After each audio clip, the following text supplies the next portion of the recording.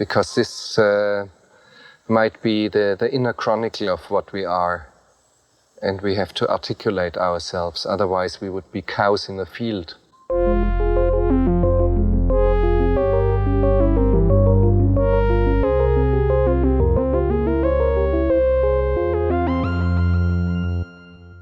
Welcome to Cows in the Field. This is a show where we discuss philosophical themes in popular films. My name is Justin. I'm Laura. And today we're taking a vacation to Clendathu to stomp on some bugs. It's Starship Troopers.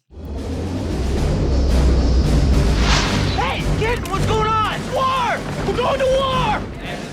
Now the youth of tomorrow must travel across the stars to defend our world. We are a generation commanded by fate to defend humankind. Everyone fights, no one quits. We are going in with first wave! You smash the entire area! You kill anything that has more than two legs! You get me? We get you, sir!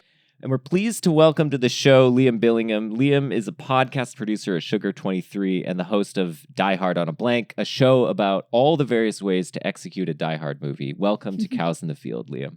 Thank you. And that's a great highbrow description of Die Hard on a Blank. Thanks for having me here. I love this show, and I'm excited that we're talking about this movie that is just bizarre. It's a very bizarre movie. I kind of love it. I don't know if it's a top one for Laura, but we've now done, this was our second Paul Verhoeven. We did Basic Instinct earlier, and I'm very excited to get into it.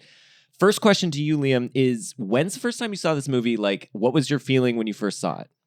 So I worked at would I have been there? When I was like 14, I believe I started to like help out at a video store in my hometown of Duxbury, Massachusetts. And I remember renting this the night that it came out and watching it like 15, 20 times because I was like a 14 or 15-year-old idiot and was like, this is so cool. And I remember getting the book and like trying to read the book, but feeling like the book wasn't as like really interesting. And I will say I like was a bit of a do you guys want me to stop? No, Justin, I think, is trying to locate the book. Please continue. Oh, yeah. Okay. So I remember. I got the book right here. I was so confused. I was like, we're doing dynamic podcasting. Sorry. So I remember buying the book, which was blue and had like the guy. I remember the cover. Like I know the edition that you're holding in your hand right now, Justin. Yeah, it's the one, the movie tie-in. Yep, exactly. It's probably that one. And I never really read it, but I remember reading bits of it. And then, and I was a bit of a Paul Verhoeven fan. Like I liked RoboCop, but and I think this is the important thing. I then watched the movie again in like the summer of 2003 after, some pretty horrible events in our country and kind of was like, holy shit. Yep. I had no idea what this movie was about when I was 14. And now as like someone in their mid 20s, it kind of blew my mind. And from then on, I was like, this is like kind of the greatest piece of American sort of subversive cinema like made at this scale. And the fact that it also is like kind of a banger of an action movie is wild to me. Yes, I totally agree with all of this. I think, so when I first saw it, I saw it in theaters, so I don't know what is this, 97? I would have been young and probably too young. I think my dad was a Verhoeven fan, and I think that's why he wanted to take me to this movie. We didn't know, I don't think he knew it was going to be this violent. And the first scene of the movie is these guys getting like ripped apart by bugs. I was pretty freaked out. I mean, I was scared, and because of that, I never fully recovered during that viewing. So I didn't catch any of the satire, I think my dad was chuckling throughout the movie, and I didn't understand why. Because I was like, this movie is super scary. This movie is scary. It's super violent, and like those scenes are really intense. And but I remember. Also, I mean, it's intriguing because there's nudity and there's like cool action sequences. So there was enough there to like hook a young red-blooded man, right? Or soon to be man. And but I didn't know what I was into. I'm not sure if it was like a favorite of mine or anything, but I was certainly intrigued. And revisiting it over the years, like yourself, it a lot of stuff comes into focus. By the way, have you read that cracked.com article? Which says Starship Troopers predicted the war on terror? I mean, probably after the fact. Yeah. I'll tell you this. I remember watching this in like 2009 or 10 with a guy that I have known for a long time in my life, and I think he's pretty smart. And it ended, and he was like, "Why do you like that movie so much?" And I was like, "What do you mean?" And he was like, I was like, and I sort of elucidated what I thought it was about, and he was like, "It's not about those things. It's just a movie about bugs." And I was like, "Really?" Like, this is like, I just was really perplexed that he didn't put it together in his head. But I think I did read the article after the fact, but I definitely like extol the virtues of this movie. And I'm a big Verhoeven guy in general. I mean, and this movie kind of changed my brain and made me watch every Paul Verhoeven movie differently after Got I it. saw I see. Oh, that's interesting. Yeah. Did Laura, so did you watch it for the first time 2 nights ago? No, Okay. I think I watched it with you, Joss, and like I feel like we were I have a memory of us watching it in the apartment that we lived in when I was in grad school. So I feel like we watched it in like 2012. And but at that point you had sort of given me the like, this is the movie that predicts the war. Oh, I had like made that joke. Yeah, you had I already see. sort of laid that out for I me. So see, I I didn't see. have an opportunity to kind of like uncover that myself. I went in knowing that this was a satire. And then we revisited it last night. I'm totally perplexed by this movie. Not that I like don't understand that it's a satire. I do get that, but it's tonally so strange. I liked it much more the second time than I did the first time. I think the first time my response to Justin was also, "Why do you like this movie so much?" But now I was enjoying myself the I second do time think around. as like a Verhoeven fan like yourself, Liam, I think it's easy. It goes down easier than if you're coming to it not with any Verhoeven background. Yeah, I think that's true. And one of the things when we started when we started to talk about doing this movie, I like did a little mini Verhoeven run earlier this year. So I also watched Basic Instinct and I listened to your episode on it. And then I watched Flesh and Bone. Have you guys seen I've Flesh not and seen Bone? that. I would like to though. Yeah. Oh my God. It is just it is like this, but set in medieval times, like just like wildly violent, hard to watch, hilariously funny in that way that Paul Verhoeven has kind of like, ha ha ha ha ha ha. Like it's like painful to absorb and deal with. But it's like the laugh sticks in your throat. And I think that is part of the tonal issue of this movie is you're like, what? Why? What? It's just, it's out there. And it's incredible that it was a mainstream movie. Like people saw this movie. For sure. Yeah. Which is just wild to me. Yeah. And it came out like, I'm thinking like, because this movie totally passed me by. I don't remember it happening at all. I'm a little bit younger. I was like in the 4th grade at this point, but I remember Independence Day, for example. Like I feel like we were going through like Americans fly the flag and like shoot down bug aliens phase. Like there was a lot really of movies. were, huh? That's funny. And Mars Attacks was like a fewer, which is like that's a satire, but a very different This is kind. something. I mean, we've talked a little bit about this on this podcast. I think we did it in the Independence Day episode, but like the '90s end of history thing is a real thing. With we've defeated communism. There are no more enemies on this planet. Who is we our have to go antagonist elsewhere? now, right? Who else can we blow up? It has to be aliens because we've Right. dominated everything in this part of the galaxy. Oh, Men in Black. That's the other one. Exactly. Bug aliens too, in particular. Yeah. Yeah. I thought that's so about that when they funny. were squishing the cockroaches in one of the videos, one of the propaganda videos. They're doing their part and they're squishing the bugs. I love. Oh my God. That part. Well, speaking of that, I was looking at Letterboxd as you do before you record a podcast about a movie, and I noticed that your past guest and our past guest, Jamel Bowie, wrote a nice little encapsulation of this movie, and he said there's only one scene of satire in the entire movie, and the rest of it is meta commentary. And I was like, the scene of satire has to be the I'm doing my part and them like stepping down on the bugs, right? Like that's clearly the most satirical thing if you view it through the lens of this is like someone on YouTube getting like, patriot pilled or however you want to describe what's happening in the movie.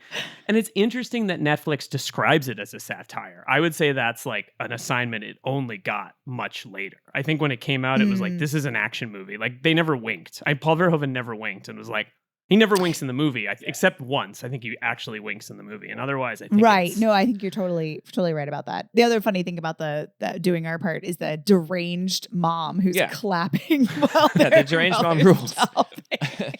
I mean, it is, I think, a bad move in 1997. I hope I'm getting the date of this movie right.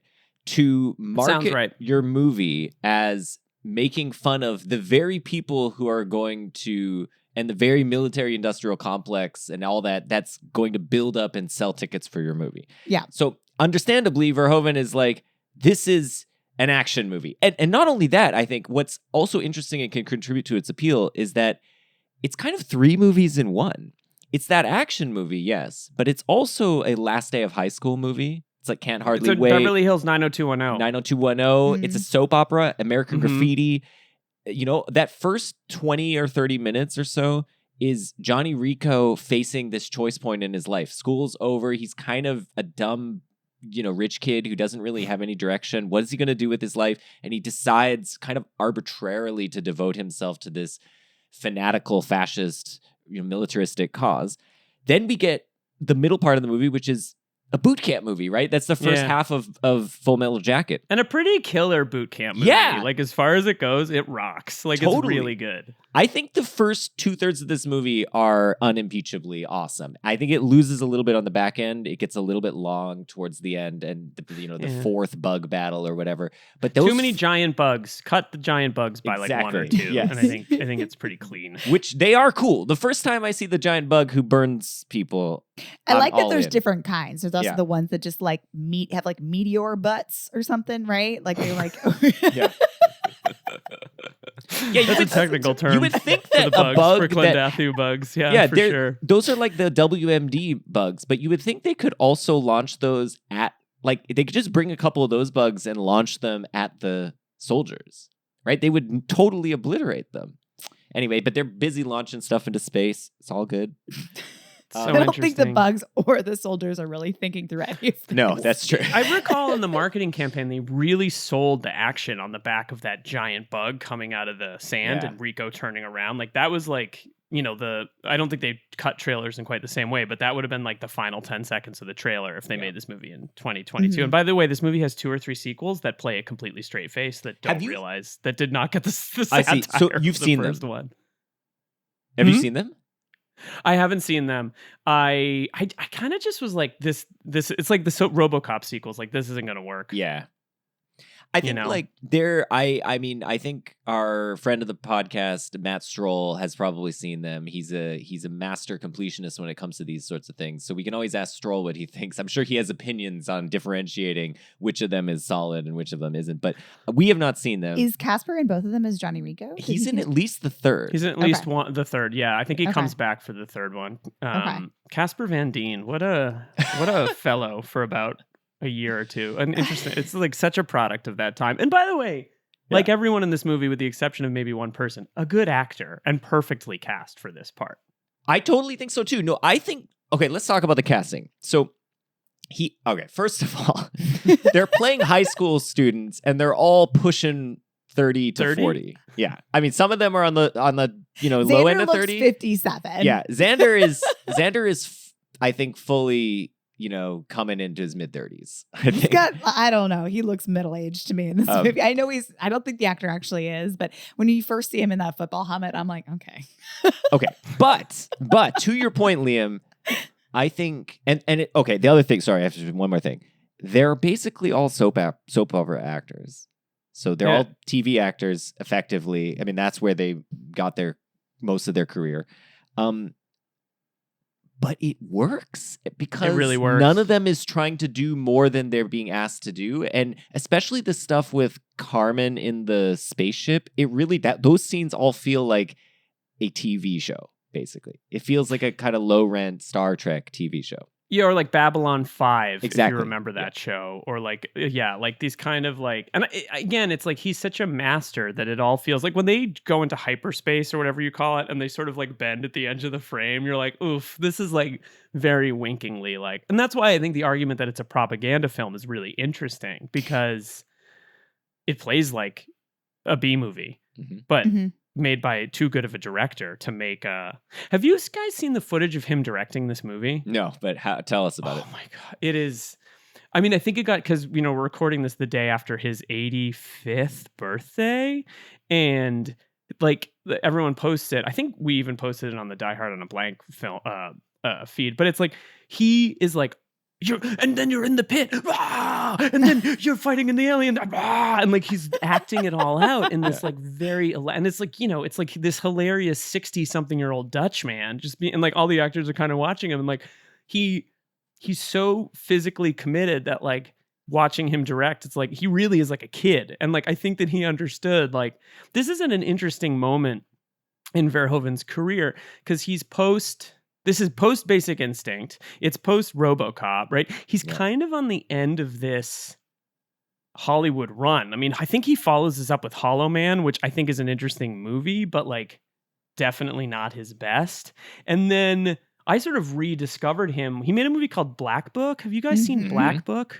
Which I think is just a masterpiece. I think it's a really, really incredible movie. And then he becomes this like European auteur who's like on the order of like a Haneke or a Lars von Trier, which is really, I think, where he always was meant to live. But he was smart and was like, I'm going to go to Hollywood and like make a bunch of money and then go back to Europe and like make these like punishing, nuanced, complicated movies, right? But in this period, he's just like a total goof, but so much smarter than everybody else. It's like kind of amazing to watch him direct this and to watch his energy and to sort of like understand where this is in the trajectory of his career. Yes, totally. Yeah, I mean, I think that is what you're saying speaks to, I think, the thing that I was suggesting, which is just he knows exactly what he wants to do. He puts the parts in place. So he probably could have cast more high-profile actors in this. I think easily. But instead, he uses the budget for other things. Like, I think the CGI on the bugs looks great. And he casts these B-level actors to play B-level parts, and it totally works. Because I think had he cast someone more high-profile, like, say, Brad Pitt or something, that's, he's going to stick out like a sore thumb in this movie. Something's not going to feel right because he's going to be playing it he's going to be just too good, too smooth, too cool and collected. And there's something about Casper Van Dien where look, everyone is perfect in this movie, but Casper Van Dien is like at the very limits of, I think, his powers in this movie. And you can see the edges as he's trying a little bit too hard at times. And it's just sort of he's struggling to like make sense of this character. And I think that's all good because I think that's exactly what needs to come through. We need to see a guy who's just a little stupid trying to figure out his thing in his life. And you kind of see Casper Van Dien like working out the character. It works kind of perfectly. So that's just a testament to Verhoeven's casting. Well, yeah. And I also think one thing that occurred to me in my rewatch when I was like grown up was like, this movie takes place in Buenos Aires and everyone is like pretty like they read as like all American kids. They don't have accents. They have like, his name is Johnny Rico, Carmen, like these things. But it's one of those movies that makes you wonder about the edges of what you don't see on planet Earth and what has happened to people because it's very like, it feels very homogenized. Like, I'm sorry, Neil Patrick Harris is not from Buenos Aires, Argentina, as we understand it as a place now, really. Like, it feels a little like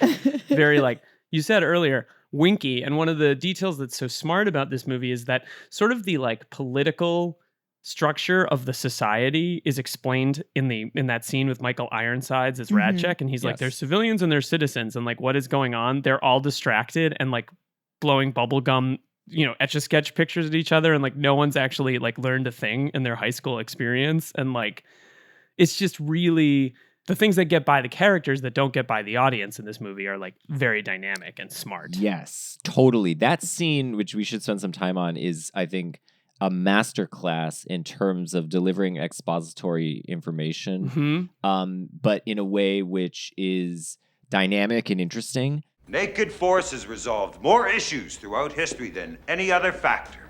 The contrary opinion, that violence never solves anything, is wishful thinking at its worst. People who forget that always pay. Rico, what's the moral difference, if any, between a civilian and a citizen? A citizen accepts personal responsibility for the safety of the body politic, defending it with his life. A civilian does not. The exact words of the text. But do you understand it? Do you believe it? I don't know. We're seeing a post-democracy world. So democracy in this world has sort of run its course. And, it's not out of the question in 2023 to think that democracy might run its course, right? I mean, we've just seen an attempted coup of the US government, and we've seen the inclinations to fascism cropping up again and again, not just in America, but in Germany itself, of all places. Where you thought fascism could never re-arise, like in these places, it's coming back. There's like an undercurrent. Well, in the Netherlands too. I mean, his home country. Yeah. I feel like it's less threatening, but like 5-6 years ago, there was like this real fear of the far right taking power. So, yeah, I mean, and that's where he started his career as a documentarian and like literally, was bombed as like a 3-year-old. So like it's really woven into the fabric of his, he's old enough to have experienced that stuff. Yeah, totally. Firsthand. One of the things that I think is so compelling about that scene is through Raschek, we get all this information, quickly, like what's happened. Democracy has fallen. Also, we later learn, it's part of this, but not part of this scene, but we later learned that we effectively have a world government. I mean, it's not clear it's just the UN. It looks like there's a supreme leader who leads the entire world. I think it's just the Federation. Federation. That's all that's exactly. left. There's just a federated, unified which is so world sci-fi movie. Like it feels like that's like usually the utopian vision of a future is like Ender's Game or something like that, where it's like, no, we're a federation where it's all good. Like everything's good. Everyone's on board with this new world order. Yeah. But this movie is so much more sinister, quietly sinister about it. Yes. Well, what I think is interesting though is that the seeds of like if you were a like classical liberal, someone who's opposed to fascism, the seeds of things that you would like are there. So one you might like is a unified world government. There's no conflicts, any more armed conflicts between humans because you have a world government. So that's all settled. Another thing that's interesting is it's incredibly cosmopolitan. So the leader who steps down and is replaced by the other leader, like she seems like she's from Africa. And like, I forgot her name. Tahatmaru is her name. And like, I mean, now, okay, there's all these white people in Buenos Aires. But again, you might wonder whether through like, we're past this point of like after generations and generations and like, people have moved all over the place. And so I don't know, like this is now, it's become like white people have Ibanez is their name. Like, I mean, it's not out of the question. Anyway, so there's this thing where like we have a seemingly cosmopolitan thing. We have no war anymore. And you're like, this is pretty, we have world peace. Of course, the cost of it is that for some reason, the only way you can vote is if you serve in the military. So the only way to get citizen status is to serve in the military. Or have babies. Yeah, or even have babies. Children without serving. Without serving, yeah. A woman's like, I want to have babies in the shower scene. Yeah. If you want to advance in society, then you have to like join the military, right? You have to become like, and that's the argument that this movie is a propaganda ad for joining the military, right? It's interesting. Yeah. Although, yes, but at the same time, it's so absurd. The idea that like in order to vote, you have to have served in the military is I think patently absurd to like Americans in the American context. Yeah, I was going to say there's plenty of countries that have compulsory military yeah, service. but in the American context, that it should sort of read as like absurd, But the other reason it's sort of absurd is if you put 2 and 2 together. So we have a unified government, so there's no war. But why are we needing everyone to serve in the military? And also, like, what? So what we're building up this. They got a bug problem. Okay, fair enough. So yes, go for it. This is what blew my mind watching it in like 2004, and because again, it's like, or maybe it's I don't know, but it's like it's pretty soon after the invasion, right? And this movie like is comfortably nestled between 2 wars, right? Yep. Like very comfortably nestled in 2 suspicious wars.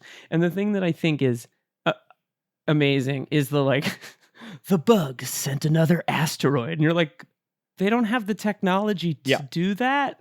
Like this is kind of like the premise that you set up is that they're sending asteroids to hit the planet Earth, but it's seemingly random and looks like a conscious attempt to create an antagonism from a race of people that like literally don't have the they're not intellectually aggressive creatures. They're like characters under attack. And so the whole fabric of what is motivating the society is, again, like, let's create a fake war. You know, Yes. I hesitate to use like the Yes. false flag thing, but it's actually a false flag operation on Totally. some level. Totally. And that's what I wondered. So I was thinking about that this time, and I was thinking, like, why? I think that's right. I think that's in the text of the film, even if it's implicit. But the question then is, like, what does the government stand to gain from this? And it could be that one thing that they're trying to do is they've realized, because again, it's a government run by veterans, as Raschek says. The veterans took power. So the way they must see it is, to have a docile and subservient populace, you need an enemy. And we don't have any enemies on this planet anymore because we've got the unified government. So we got to have an extraterrestrial enemy. Yeah, I mean, that's also often how fascism works too, Yeah. right? Through like fear and hatred. Johnny Rico's about to go back home and go back to Harvard, and he thinks in Buenos Aires is bombed or meteorized, maybe from his own government. I don't know. And like, he's, animated by hatred and terror enough to be like, I need the Federation and it needs me. Yep. It also does this smart thing where it's like, there's these camera choices, and like I think there's a very large discussion to talk about Verhoeven's techniques and how I think they're really rooted in like Brechtian theater. Honestly, I think he's like one of cinema's great Brechtian directors. But like the moment, for example, where they all get tattoos and they turn and they show them to the camera, you're like, holy shit, this is not just like he's very clearly being like. There's two moments where characters either like gesture towards the lens or look into the lens in this movie where you're like, like this is all. And one of those is like, look at our cool tattoos. And it's just like the equation of like kill them all with like this faceless, nameless enemy is like pretty disturbing in the context of now. But again, when you're 14, that's I think why this movie was controversial, because there were smart people who were like, is Paul Verhoeven in on the joke? And like, yes, of course, Paul Verhoeven, who made fucking RoboCop, pardon my language, is in on the joke about like the militarization of our society. Like, he's 40 years ahead of that. So, but it was controversial because like, the movie never obviously condemns the behavior of anyone in the movie. Yeah. Yeah. It also glorifies it. I mean, that there is this concern, not just about, not editorializing, but by making Johnny Rico and his friends so sympathetic that you are caught up in the sort of ideology of the film. And I agree with you. When I was seeing this for the first time and not registering any of those other political dimensions, it's very easy to just think, yeah, let's go kill those bugs. They're bad. And they're also, they're very scary. I mean, that's another thing. The bugs are depicted as incredibly scary. And they're gross. They're super gross. Yeah. They're super, they're very powerful in terms of they can, rip people apart. So what they do to the human body is, really intense. We see several scenes of just, the remains of humans strewn around. And so it's like, yeah, it's very visceral what they can do to us. And I think, so you could argue that the film is, when it's not just interstitially giving us propaganda when it's doing this, but it is itself a form. I mean, of course, it's fictional propaganda because we're not going to Clendathu, sorry, but the film shows us the very same things that the newsreel footage shows us, namely people getting killed by these bugs mercilessly, the aftermath of it, all the dead bodies and so on, and we're very rarely showing, except at the end, showing that the bugs have a degree of, inner life and feeling as well. Well, that queen bug, it's almost like at the end of the film, if you're paying attention, it's like, oh, that's the tragic character in this movie. Exactly. It's like they kill this, this queen bug, or they take her away from her brood, I suppose is the word. And it just goes down different. It also goes down different that Neil Patrick Harris is dressed like a member of the Third Reich. Yes, he's by a the end of the Gestapo movie. officer. Like, that's where the movie really just I like, know. get it? It's pretty obvious. I read a fun fact from that studio executives were, I guess, sometimes caught wind of the fact that this might be, they were like, hey, that Federation banner looks like a lot like a Nazi flag. And Verhoeven goes, no, it's completely different colors. It's like, oh my God, he's so smart. Yeah, that's great. This dude, I can just imagine students being like, okay, I guess. Did the check cash? Okay, fine. It's complete. They're like, wait a second. How come Neil Patrick Harris is wearing Gestapo uniform? Well, no, hold on now. No, hold on. He's hold not on. got Whoa, the hat. whoa. on. Completely That's different Doogie fabric. Howser. How dare you say Yeah. that about Doogie? Those are doctor's scrubs he's wearing.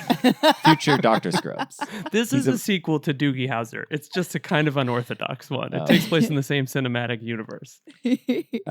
Man, just speaking of those propaganda videos, so there, I think, are 5 of them, and they're just, I mean, that's the parts of the film where, at least I today am laughing. It's like I'm not like maybe, chortling with total joy, but I am definitely smirking.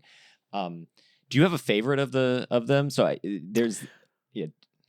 No, I don't think I have a favorite, but I think this is like the moment where I'd like to go on a little bit of like a focused tangent on this stuff in the movie, which is like, so one of the things I mentioned earlier about Verhoeven is that he's entered this like auteur, this European auteur phase where he makes, I forget the name of the film with Isabelle Huppert, which is like, some people read as this like empowering feminist movie. Other people read it as like the complete opposite.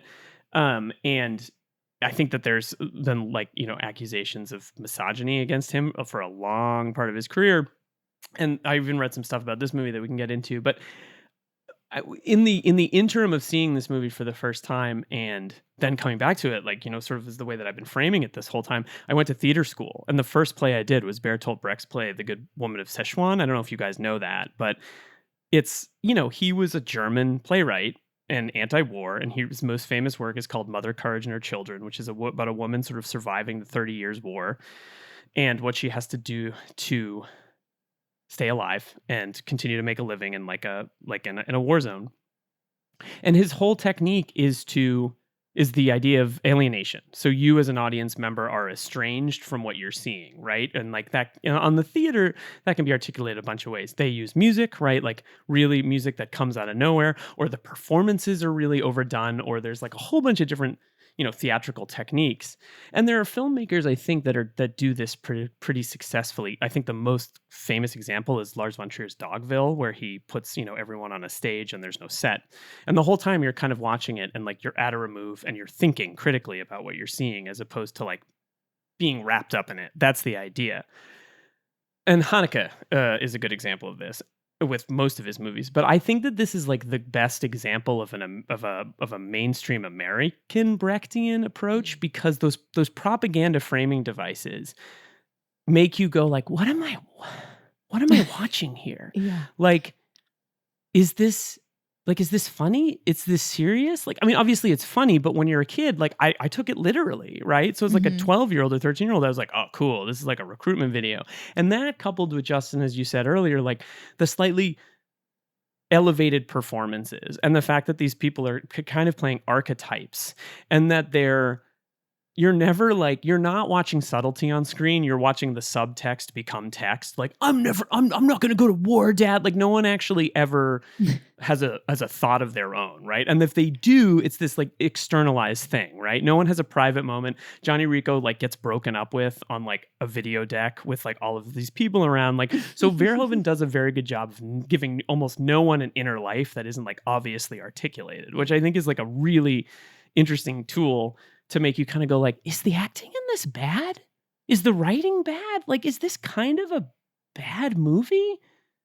And then he sort of like, by the same token, creates this amazing action movie. So you're simultaneously like, this is kind of bad, but the action rules, like, so you're having this like really critical relationship with what you're seeing on screen. Like, as a thinking person, I think you can be, this is fun, but it's hard to ignore what it's about, and it lives in this like really conflicted zone. And I think that that's very Brechtian, and that like you're critically thinking about what you're seeing as opposed to just being like, yeah, war's cool. There are moments when you're like, oh, this rocks, and other moments where you're like, these people are fucking fascists. I see. Yeah, that's interesting. So you're thinking it's all of a piece. So all the sort of media, let's call it B acting, the somewhat stagey set design, especially on the Yes. ship, right? Which rickety. Rickety. Yes. It just doesn't look really filled out. You have that on the one side. You have, I think, also you could even argue the setup of the film with the kind of tropey Johnny Rico. What am I gonna do? Oh no, Dad, I'm gonna go and fight. And he goes for the girl, and the girl clearly doesn't love him. Like all this is so tropey and staid. And when you're watching it as like an informed viewer, it feels like you're watching an episode of 90210. And then you get the heavy duty action stuff, which is so immersive. And it's good. that like interplay between those two good, elements. Yeah. That's really cool. I like that a lot. I mean, I think the one thing that I just want to add is that the most disturbing thing about this movie is the very provocative idea that in order to become like a person, in order to like understand your place in the world, in order to like go through the journey that like people go from like high school to adulthood, you have to accept war as the default responsibility in a society. Like it's because they all grow up, but they grow up into like, you know, Nazi ops people, a pilot piloting these ships like in an unlawful invasion, and finally a guy who's like, I'm a meathead. Like my whole function in life is to be a jarhead. And like, but that moment when they all meet later in the film and they're all serious and solemn, and it's like what's so smart about that is that that's the moment when we're kind of like, oh, they've all self-actualized. Like they're the real people they've all been wanting to be in this movie. But it's like they've become the worst fucking people in the world. And it's so dynamically and smartly done because it's really disturbing to think like, oh, this is what growing up means in this society. Yes. Well, totally. Yeah. I mean, Rico pre the Federation military has no direction. Right, he's gonna go to Harvard, but he doesn't really want to. Also, he's got to be getting into Harvard as a kind of nepo case, anyway, because he got 35% of the math scores. I like that idea though, that like in a society that's way more focused on like military advancement, and that's your career versus like education, that like Harvard goes back to just being like a place where rich kids go, regardless of grades. Like, who cares? But like he has no direction until it's provided for him by the Federation. And, you know, I agree. That is, but it does speak to, here's a really depressing take on this. So the film puts forward the idea that to gain all of the sort of benefits of, or what you get at the end of a kind of unified world government, world peace and all that, is you get a restless populace that just needs to be juiced up on military. And because they don't have any direction otherwise. What else is there to do in this world where largely your needs are provided for and so on? You have to go and fight in these ridiculous ginned up battles or you know, ginned up conflicts. And that is really depressing because I mean, I do think the society that, you know, we are hurtling towards, that is one where artificial intelligence is going to continually encroach on the work of, you know, especially white collar work, but blue collar work as well, of human beings, making more and more jobs that had previously occupied human beings, you know, basically accelerating industrialization. What's the outcome of that? One outcome potentially is a largely dormant populace that has nothing to do. And what is a largely dormant populace going to do? I mean, there's a real concern that then they have like filled with rage and they just need to be directing that rage at things. It's like QAnon. It just exactly. Is. Yeah. It's like everyone was stuck at home and they like, you know, saw some insane thing on the internet and now that movie's making $100 million in the box office. Right. Like it's just it's like a natural insane progression to the mainstream. And, you know, not to be too dark about it, but like I think this movie points at that. Like, I think that's there's right. A little bit is like Paul Verhoeven could just be like, I fucking told you so, like a long time ago, you know? And also the idea that like the potential bread and circus of this, or the circus of this culture, is like watching propaganda. Like this is YouTube. Whoever is on, whoever's point of view we're watching here is like on YouTube. Would you like to know more? Like it's just it's like a, you know, when you don't go to, instead of going to bed at night like a person, I'm watching like cooking videos. It's like that, except it's for propaganda. Yeah. Exactly. Yeah. No, that's a great. I didn't think about that, but that's exactly right. They're clicking on a screen. Yeah. Yes, exactly. That's right. Yeah, that's right. man, he's way ahead of the curve. I mean, this is the greatest is there ever incredible. was. He's so good. It's amazing. All of his movies are like this, you know? Like I remember, not to draw too much of a tangent, but the whole Boston Marathon bombing and the kind of like militarization that happened and the kind of like celebration of that and being like, this is like RoboCop. This is like RoboCop. Like there should be like an Ed 209 out on the streets and like patrolling, looking for a guy on a boat. Like it was just insane. It was nuts. Yeah. We've been on a dark tangent, but there is a really good joke in one of the propaganda videos that I got a full-throated laugh at, which is Mormon extremists disregarded federal warnings and established Port Joe Smith deep inside the arachnid containment zone.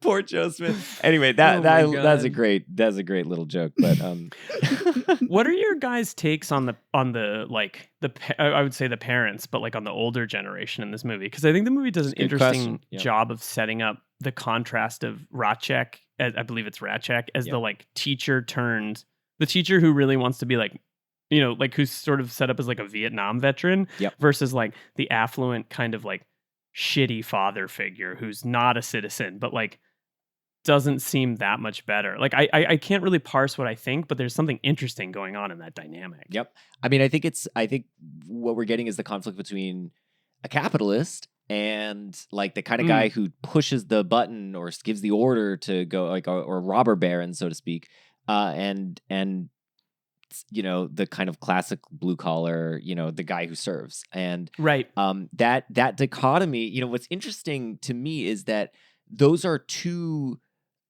if you think of like the Republican ideal, the ideal that that often fascists latch onto, it's some combination of these two things, but they're quite opposed, right? They latch onto either Donald Trump, that kind of, he's a self-made man, he's such a good businessman, he's, he'll clean up everything because he knows how to be efficient. And then the military veteran, right? The guy who served in the war and knows how to get his hands dirty and all that.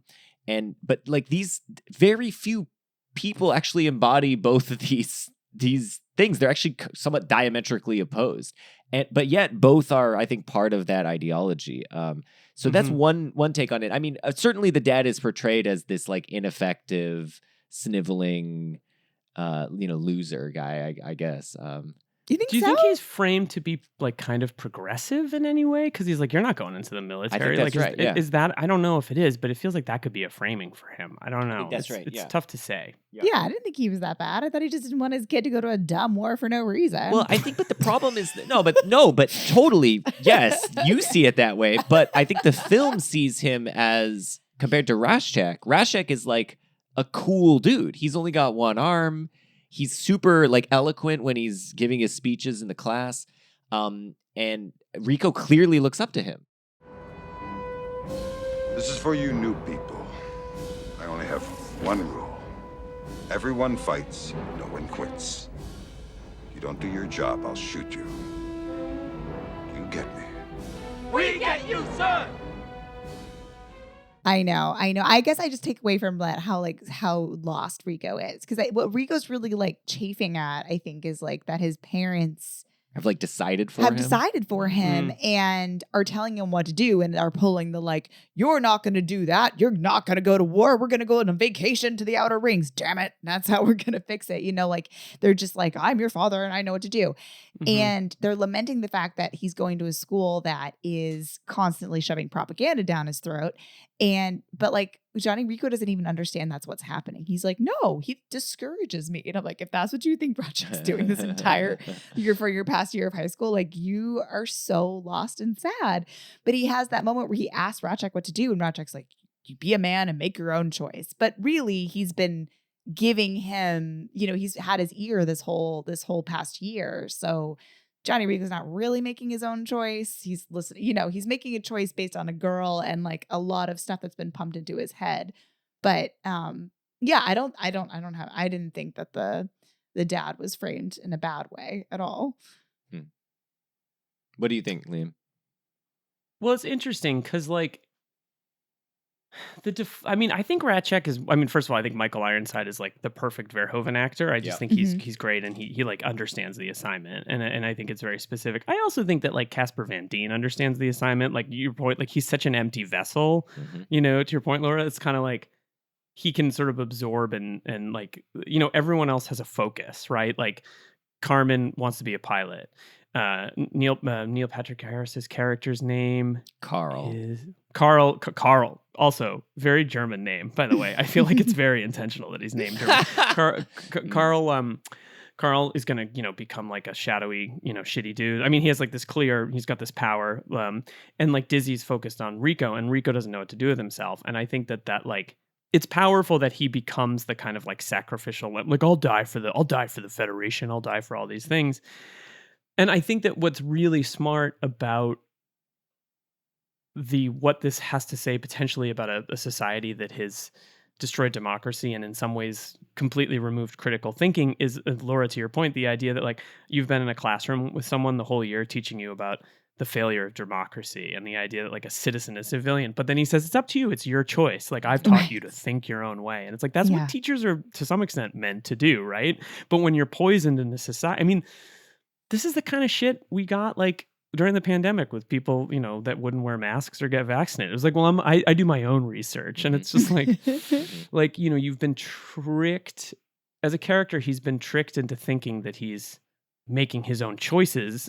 And this movie kind of posits that like in a society that has completely removed critical thinking, and instead you're just watching propaganda videos, like there's really no free thought going on, right? And that feels like another way that this movie kind of sort of anticipates what some of the things that we're dealing with culturally right now. You know, one of my favorite moments in the movie is when the reporter turns to the camera and he's like, some say, I forget exactly what it is, but it's this Brechtian moment where he breaks the fourth wall and he's like, you know, it's entirely possible that like this invasion didn't need to happen, and then there could be a live and let live approach to this. And Rico leans in and he's like, I'm from Buenos Aires and I say kill them all. And it's like the reporter has this moment where he looks back at the lens and it's like the transformation of like Johnny Rico is kind of complete at that point in the movie, right? Like you have to sacrifice yourself and your friends to the greater good, and like he made this choice himself, and like his dad's wealth and money don't buy happiness or whatever. And it's the Ratchek way. And the fact that Ratchek then shows up and is like, let's go to war is like,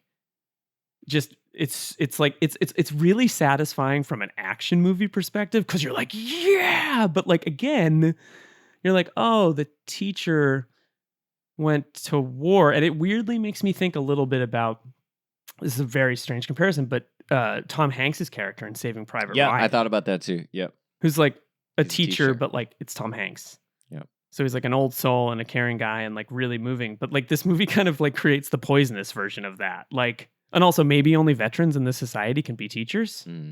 That's another thing that's possible. It's never made clear, but it would make sense.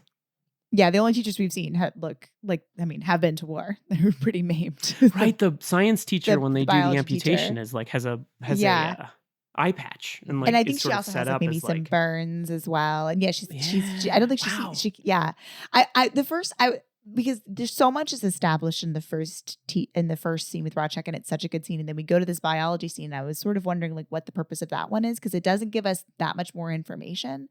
But except for that, to your point, Justin, it gets us in their mindset of like the bugs are gross, the bugs are dangerous, because it's so much focus on just like, oh, their insides are gooey and gross, and they're so dangerous and like bleh, nasty. We're not going to feel any feelings about them going to kill these things because they're disgusting. Right. And you just have another teacher who's sort of like, who is, you know, they're so hot and so perfect.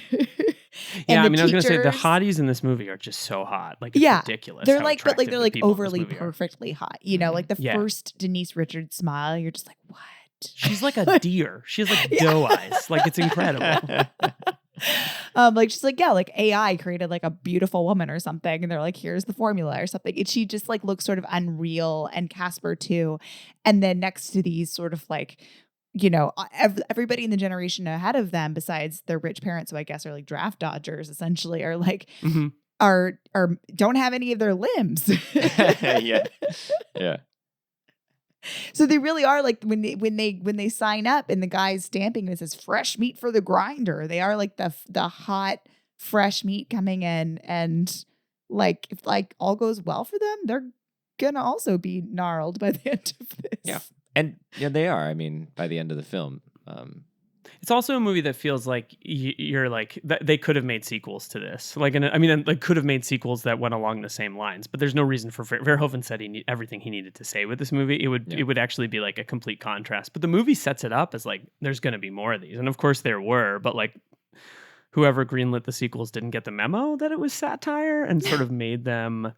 There were all these movies that got sequels, right? That were like mostly Verhoeven movies. I feel like that were like the original was this like really smart subversive thing, and then the stuff that followed up is like taking it literally, or straight faced, right? That's sort of a phenomenon. I haven't seen any of. Aren't there like a bunch of Jarhead sequels? Out there, are there? Like like direct 12 of to them or something. DVD Jarhead, but I think are just like they're just ops movies. Like I don't think. They're totally just ops movies. So I mean, Jarhead is totally different than the first original. which is an Jarhead. anti-war movie. Yeah. Good movie, as I recall. It's been a long time. I do think that we're obviously only seeing snippets of the society, but just to the point about whether Johnny Rico has sort of any agency within this situation. I mean, it's like it is this thing of this, he's so adolescent. It's hard to actually get that out of Casper Van Dien because you're like, this dude is in his mid-30s, but how old was he? Did anybody? I'm gonna look it up. Look it up. Keep going. He is not 18, as he's supposed to be, but he sort of plays it well, and you get it. Like it doesn't matter really, but you sort of you feel the character, because what do you feel like when you're 18? You feel like you don't have any choice. When you're 17, right before you graduate, you don't feel like your parents are railroading you. It's like I'm looking at Laura, railroading you to college. You got to go to this college, and you got to do these things, and then you got to go to law school or whatever, and it's all set out for you. And that's he thinks he's making a free choice by diverging from that. Where he's really just, moving in line with whatever Rashek was putting forward. But I think what's interesting is that, like, the movie never reveals that there are any other options. It looks like there are really just two options for people, right? You can either just be you could be a military person, which will then, if you survive, you could be a teacher, or you can have children. Although interestingly, his parents had him, so but I think they say like it's harder to have kids if you don't harder to get a license. License, right? So if you're super rich, I think you have to apply. Yeah. Anyway, but or you just become, I don't know, whatever his dad does. I have no idea what his dad seems dope. You can go to the Outer Rings rich. for vacation. Yeah, he's just rich. Go to the He's Outer just like a Rims. capitalist, It's nice this time of year. But like, Outer Rings. But because like on the surface, you're like, I don't know. I like that sounds like a good gig. Like, what are you doing? But it is this. It must just be this feeling of like, like when we all rebel, and Laura, you rebelled and you didn't go to the right college or whatever. Yeah, you also just want to do what all your friends are doing. Mom, that's true. Yeah, I want to do what all my friends are doing. We made a special pact. Yeah. Well, I was also just thinking that like this movie is kind of like is it called a Bill Dungsroman? Like a movie about like someone's journey into adulthood through their like spiritual education or something like that. And like this is kind of a twisted version of that, where it's like he goes from not knowing who he is to being like, I'm gonna go get my arm bit off by a fucking bug to because I believe in the Federation, or I believe in like whatever this is, right? This fascistic society that prizes militarism above all else. Like it's kind of a twisted version of that. Yeah, I mean he's good at a couple things. We know he's good at football, and that turns out to translate well to the military. So there's no surprise that like he's going to be good. And I think he likes that he's good in the military. Like he once he's there, the first thing that motivates him is becoming squad leader, I guess, right? Mm-hmm. And when he gets it, he's really happy and he feels fulfilled, but then he gets that guy killed. Yeah. And so, I do wonder, like, I do feel like there's that seduction of like getting, finding the thing you're kind of good at, right? Getting that first reinforcement of I found something that I'm good at. And I imagine that, yeah, a lot of people find that in the military. Sure. And there's nothing in principle wrong with that, but or they find it in whatever. But anyway, I do sort of see like, yeah, it's just interesting that the film doesn't set up any other options. It's just like this. And but maybe that's where, I don't know. And then by the time he almost walks, right? Wash out lane. Right. And then he Well- really doesn't have any other options because his home is blown up. That's right. A murderer was captured this morning and tried today. Guilty. Sentence, death. Execution tonight at 6. All net, all channels. Would you like to know more?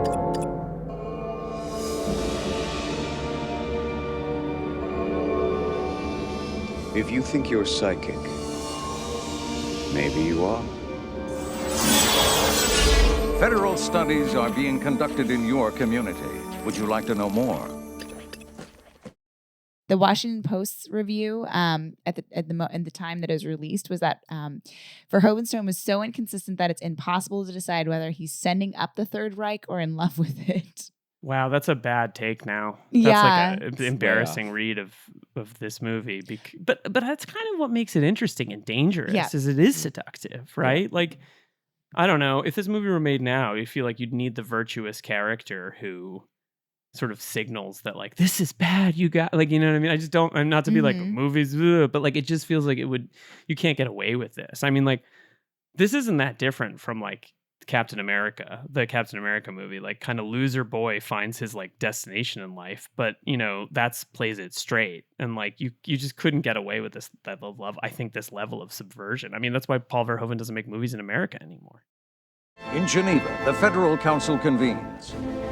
We must meet the threat with our valor, our blood, indeed with our very lives, to ensure that human civilization, not insect, dominates this galaxy now and always.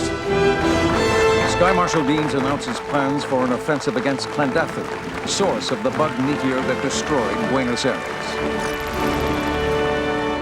So one character we haven't talked about is Dizzy, I guess she's heartsick and in love with Johnny Rico. And I was reading something, her death, when she's like, at least I got you, and then she dies. And I was reading something yesterday that was like, it's like Verhoeven's misogyny coming again. And like, he has this complicated, I mean, you know, Basic Instinct, not only in the movie, but in the production of that movie, like there was some controversial stuff. But like, does that read to you guys? Does it feel like that's an accurate take of the character? I feel like it's just another kind of archetypal model that this movie needs to have, which is like the woman in love with the protagonist. And to Dina Mayer's credit, she's one of the best things about the movie, in my opinion. I love Dizzy. Yeah, I think she's my favorite, actually.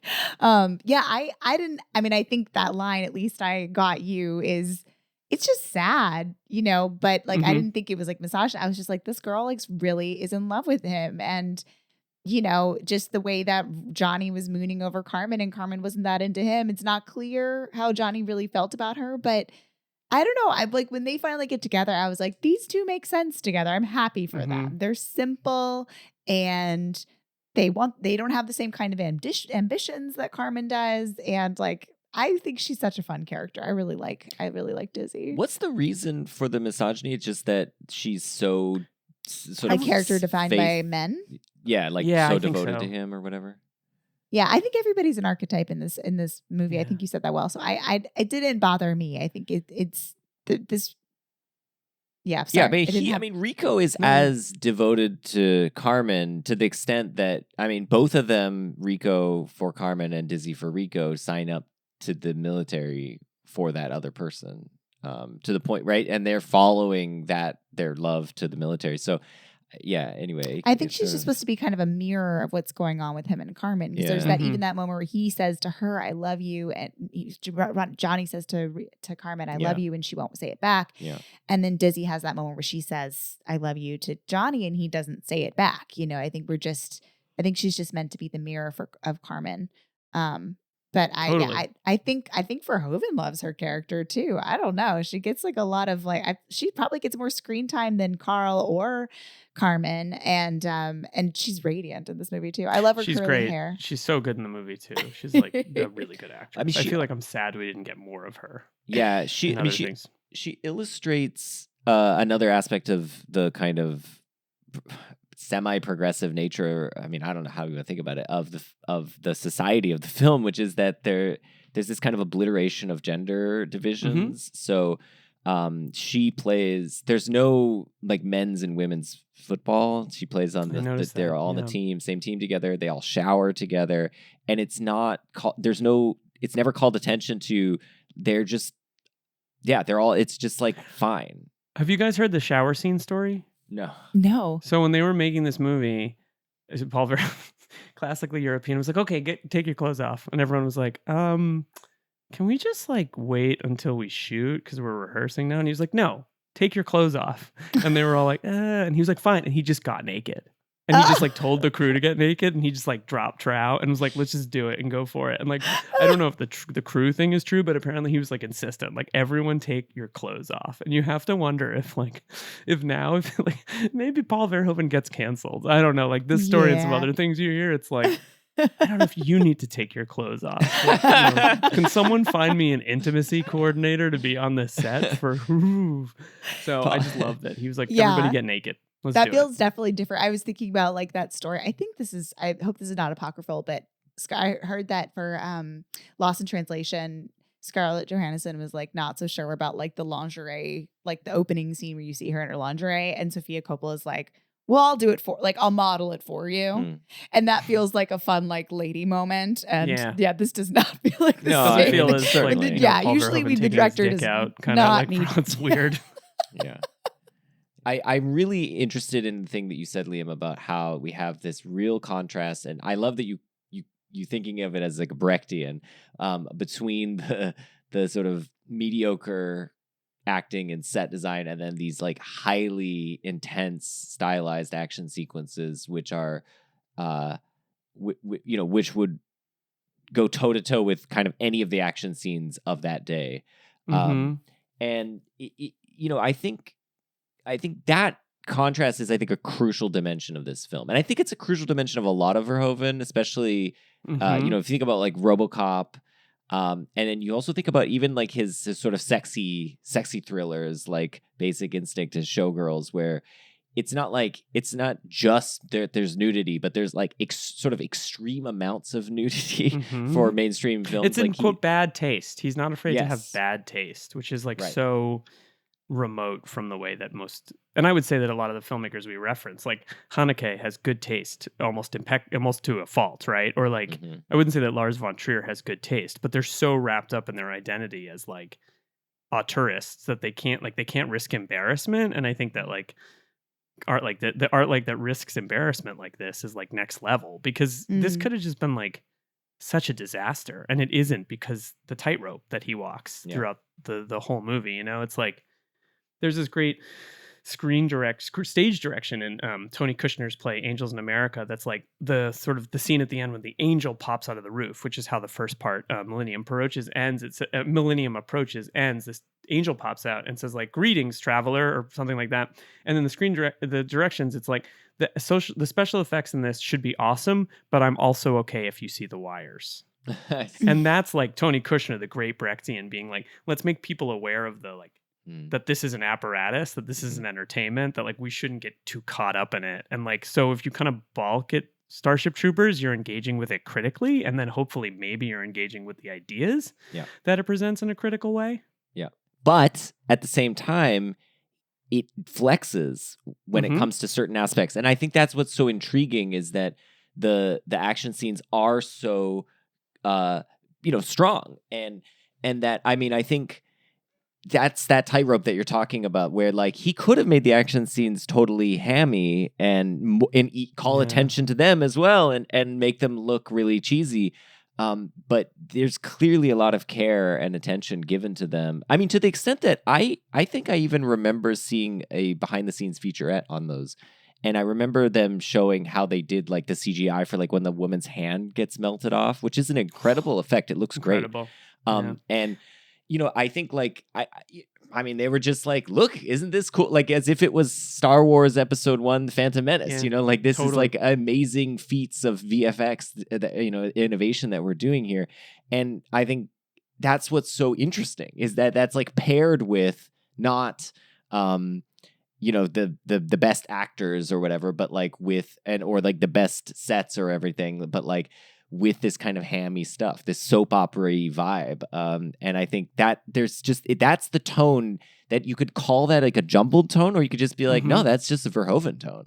It's like his own thing. And like nobody else has that vibe really.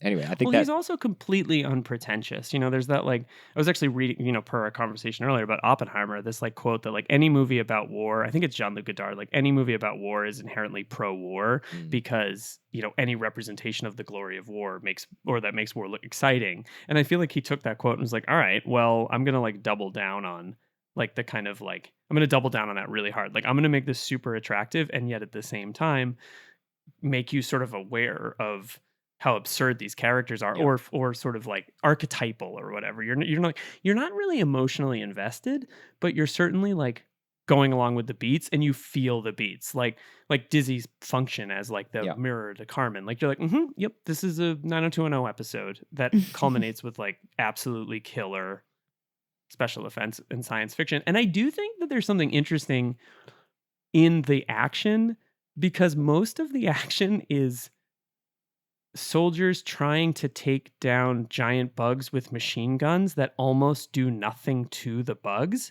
So like a lot of the time you're just watching them be like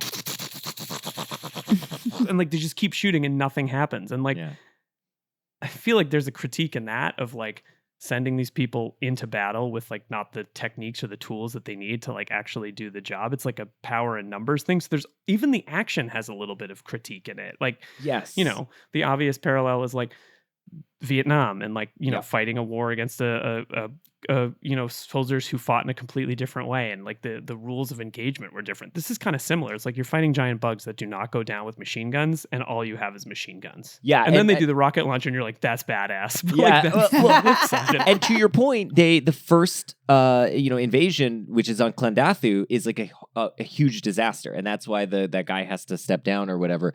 But like the question that I had was this. So, that all works as a meta text. Okay, fine.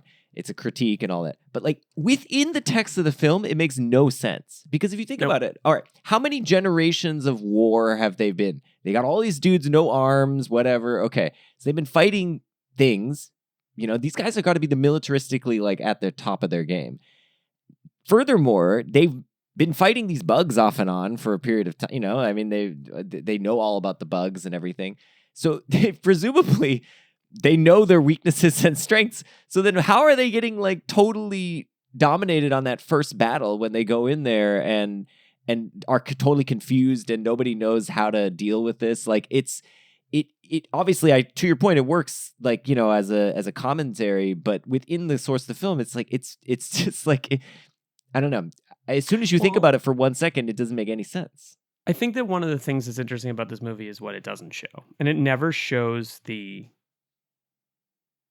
lords of war, the war profiteers, the war industrial complex, the people that make money off war, because they're often quite far removed from the war. And it's like, again, if you accept the reading that like we are watching a propaganda film or a meta commentary, it's like, who's profit? I mean, not it feels like we're going down a rabbit hole, but like who's profiting off this war? Who's making the money? Who is like, and the fact that we as an audience are never given like someone to point to and go like, that's the human bad guy. Like, no, the bad guys are the bugs. The bad guys can't be anyone but the bugs, right? So it's like, it's just the idea that like, that we all talk about in terms of militarism. Like, why are we spending money on this? What's the value? It's not adding anything to our system. Most people would say it's adding nothing to our society. The flip side of that is like this idea that by engaging in it, you're part of a long-standing tradition of defending your country or what all those, what I would have trouble taking seriously. It feels as though like the lack of that, the void of that is a comment in and of itself. Like this is a society that has accepted war as the logical conclusion. There's no antagonism on planet Earth, so we have to drum up a war so someone can make money, and we never see who that is. Well, I think it's both that, but I think it's also the thing I've been sort of pushing, I guess, is that it's war as creating meaning in a meaningless world, and like because these are people. My read is that like these are people who, if they didn't give them a war, they would just be killing each other because they have nothing else going on in their lives. Their lives are effectively devoid of meaning. They have, they have their basic needs are met.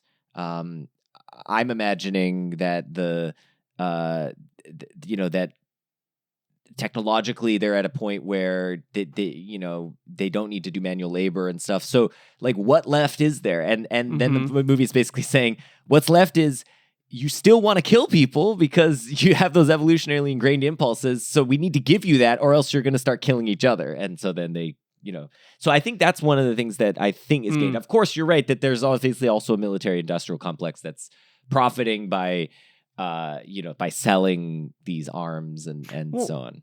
Also think of it as teenagers. Like, I mean, what are so many movies sold on? The backbone of war. Like war's cool in movies, right? Yeah. So like even that is almost maybe Paul Verhoeven doing the commentary of like, oh, you like war movies, huh? Like the history of war in cinema is, there's so many great war movies. And like even those of us who I think are like very anti-war are still like, a movie rocks ass, Full Metal Jacket, right? Like it's hard to like distance. I mean, every year there's a good war movie, and again, that comes back to this argument. And I think what Verhoeven's engaging with is like to show war on screen is to glorify it. But he's kind of like, all right, well, I'm going to do that and I'm going to do commentary at the same time. And that's kind of what makes the movie dangerous. Now, I don't know if in 2023 it's quite the same level of satire that it was in 1997, but like still really, really works. And the one thing I want to say is that in a weird way, the hero at the end of the movie is the private. It's the lowest ranking officer. It's, you know what I mean? I think that that's significant, that they're like, it's not, you know what? It's not these military eggheads. It's not these like, it's the new guy. And like, of course it's Clancy Brown, who's like previously been at a higher level, but it's like, even if you fall down flat on your face, you could still be a hero for the Federation. Come join. Like it's essentially those army commercials that we see it, like we saw on TV on like, between episodes of like Seinfeld in 1997 or whatever. Like it feels very specific that the hero at the end of the movie is the private. Liam, let me ask you, so as a Verhoeven fan, where does this one rank for you in his filmography? Damn it, Justin. No, it ranks pretty high. Like I think it's really an important movie for my brain, I think, and for the way that I think about movies like this. If I really had to pick a favorite, I'm pretty blown away by Black Book, a movie that I think is also subversive and kind of like complicated in how it views this post-war, the sort of universal way that we're most meant to interpret the time after World War II. And it's also a movie about dehumanizing people for political aims and a much more like very complicated one because it's real world. And also that movie has incredible acting. I mean, that's up for me. Flesh and Bone is incredible. He hasn't, with the exception of maybe Hollow Man, he hasn't missed. So I would probably put this in the top 2 or 3. And actually, I think Hollow Man gets a bad rap. I think like many of his movies, age has turned that movie into like a pretty interesting movie about gender. I also saw Basic Instinct for the first time this summer in like many, many years. And I was like, holy crap, is this the best movie that was made in the 90s? So good. This movie's amazing. It's very So good. good. It's just so much better than all the ones surrounding it. But Laura, do you have a view on? I mean, I think it's Basic Instinct for me, but I have not seen his filmography, nor have I revisited some of the stuff. Like, I feel like I did not watch RoboCop in the best conditions. I watched it the first time with you, Justin, a couple of years ago, and I don't think we saw it like, in my head, like it was like there's too much light. I couldn't really see it very well. We weren't watching it like in a nice theater or something like that. I need to like revisit RoboCop. But I really loved Black Book too, and I liked Al a lot. I wasn't that into Benedetta, but I liked of his. I haven't seen stuff. Benedetta yet. I need to set aside like a couple hours to watch that. it looks incredible, and it's just on Hulu. I don't know why I'm not just watching it. I don't understand. But You'll sometimes you're like, you'll "Oof, like it. I think okay, I really here we enjoyed go." Ben. It's just speaking of things with bad taste. There's lots of that. In Oh, the movie. yes. And it's great. It's just wonderful. I think I actually do have a real soft spot for Benedetta. In part because You liked it a lot more than me. I yeah. do. But I like the idea. So it's about sort of what true faith would mean. And in a way, it's a satire of not in a way. It totally is a satire and takedown of the phoniness of organized religion. So I'm just sitting here like, yep, this is just. Did you guys know that he's a Jesus scholar? A Jesus scholar? Paul Verhoeven is a Jesus scholar, a recognized Jesus scholar. He wrote a book called Jesus of Nazareth. Really? That's very much worth reading. And I saw him talk about the book and present Life of Brian. It's his favorite movie, which is really, really sense. interesting. So he presented Life of Brian and then talked about it. This is in New York. And then he signed books, and he's making the Jesus movie now. And his Jesus movie, the way he described it is the first shot is Christ on the crucifix. And he's, writhing and he's in pain. And then the camera pans wide and you realize he's being crucified with like 60 other people, because historically that's what would have happened. Yeah. And it's sort of like he wants to sort of portray him as like Jesus the exorcist. So he's going around like exorcising demons and throwing holy water at people. And I'm like, holy shit, if this movie gets made, like it's going to be the greatest. Like it's going to be so controversial. And like, God bless Paul Verhoeven if he gets to make this movie. That's the kind of film I want to see. No, I mean that's Benedetta is we're moving in that direction. Mhm. Yeah, it's like great. a warm up looks for like it. that. Yeah, it's good. It's fun. I wanted to just mention one Yes. little dumb thing. We didn't talk about how much bug goo is in this movie. A lot of bug There's a goo. lot of bug goo. Like, High quotient of bug goo. yeah, like I was just thinking about like when we were the war scenes and this relationship to like war movies, like people, they got the machine guns and then they're just covered in yellow or green. Some bugs have different goo. Mhm. Some of them are red goo bugs and some of them are yellow goo bugs. But they were just making like buckets of goo and throwing it on their actors. And it's like kind of funny in like a Nickelodeon kind of way. And it's Right. kind of gross. And it makes you also not really feel like the bugs are like creatures that you need to feel any empathy for Right. because they're just like goo filled. They're And like giant also, ants. right. But if they were covered in that much blood, it would be That's really interesting. horrifying, right? But like it's Yeah. like instead it's like slapstick and weird and cartoony and like Well, and it doubles gross, down on but- what you said is that you see the bugs at the beginning get amputated, like they're treated like a frog in science class or Yeah. whatever you amputated, like they're I guess humanized or whatever. Yeah. Also, I think that's the most anyone has said goo outside of a Nickelodeon show. So congratulations, Laura, you nailed it. I You nailed it just- with the number of Thank you goos. so much. Yeah. Yeah, when Carver, I think of just Carver. Yeah, I don't know Carver. the actor. Carver from The Wire. At one point, like he's like head to toe in yellow goo. He's gooing it up. Scene. Oh my God, that is Carver from The Wire. Yeah. Whoa. Kind of had like low key had the best career of any of the actors in this movie. Neil Patrick Neil Harris. Patrick Yeah, Neil Harris, of Patrick course. Harris is doing I forgot. just fine. I forgot. Yeah. Liam, so the podcast is Die Hard on a Blank. So tell Called us Die Hard on about a Blank. Yeah. So Yes. what was the impulse to do a Die Hard podcast? So, it was not mine actually. I was doing this podcast for a while called Oeuvre Busters, which we just sort of went in deep dives. We did a season on you can still find this online on John Cassavetes, then a season on Batman, then a season on Toshiro Mifune and Akira Kurosawa's 16 features that they made together. And then that was sort of we ran out of time and I started producing podcasts professionally.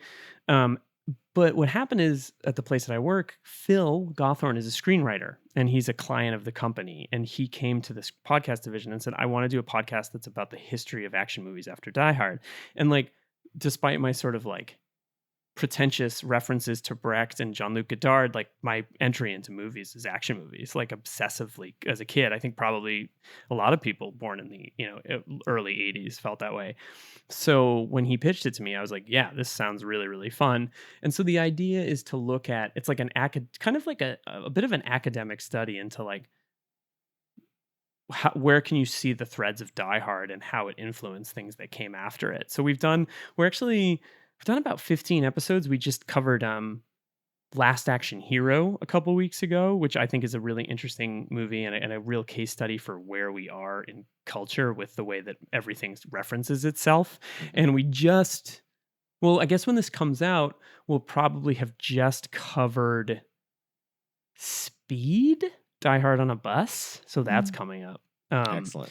Yeah, it's really fun. It's Phil does like a ton of research and I sort of like, follow in his trail in terms of thinking about it, but we have a lot of fun and we've covered some movies that I've seen a million times and we've covered some movies like that I've only seen that I really watched for the first time in the podcast. So I feel like I'm getting up to speed and I have to say it really is a lesson in like, man, they don't make them like they used to. Like the fact that like every 3 weeks you had like an absolutely killer action movie starring like Harrison Ford or Gene Hackman is wild to me in our contemporary moment. So yeah, it's really a lot of fun. diehardonablank.com. Excellent. Yeah, check it out, folks. I think you'll get a kick out of it. Liam, thank you very much for being here. And of course. Where can people, so diehardonablank.com, but then where can people follow you if they want to follow you on Twitter? I'm on Twitter at Liam G. Billingham. We'll see for how long, speaking of fascism. But that's where I am for now. And I'm on Instagram at the same handle, Liam G. Billingham. And follow me there. And the podcast is Die Hard on a Blank. And then my website is liambillingham.com. I also very occasionally host a podcast about Eric Rohmer, the French filmmaker, called Rohmercast. But my co-host is shooting his first feature in Sri Lanka right now. So we're on a break. Excellent. Well, thanks guys for having me. For sure. Thank you for coming on, Liam. This was super fun. Okay. Well, thanks everyone for listening. Just want to mention that if you enjoyed the episode, we do appreciate it if you leave a review or a rating on Apple, on iTunes. You can find us on the web at cowspod.wordpress.com and on Twitter at cowspod. In 2 weeks, we will be talking to John Gabris, welcoming back Gabris to the podcast to talk about 2004's King Arthur, directed by Antoine Fuqua. So hopefully we'll see you then.